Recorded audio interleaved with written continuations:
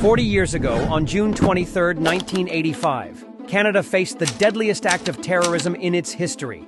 Air India Flight 182, en route from Montreal to Delhi via London, exploded mid-air off the coast of Ireland.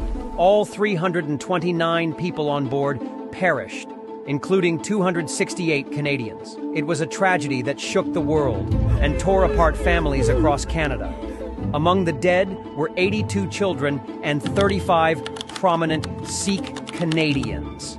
Every year, Canadians gather in mourning, a somber reminder of the deadly consequences of violent extremism and the need for national security vigilance.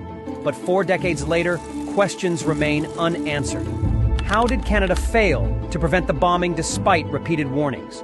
Who was truly behind it? Former Canadian Member of Parliament David Kilgour dropped a political bombshell in his book, Betrayal: The Spy Canada Abandoned.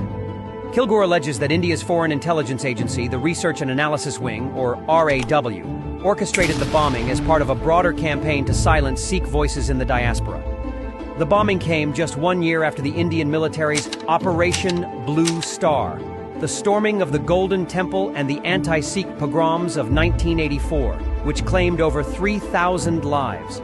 Despite mounting evidence and years of investigations, the official narrative remains contested.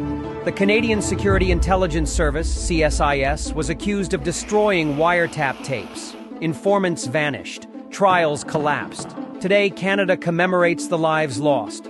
But for many, justice remains elusive. Was this Canada's 9/11? Or something far more complex, buried under layers of geopolitics and secrecy? If Kilgour's claims are true, the Air India bombing wasn't just a terrorist attack. It was state-sponsored murder. On this solemn anniversary, we honor the victims and demand answers that have been buried for far too long.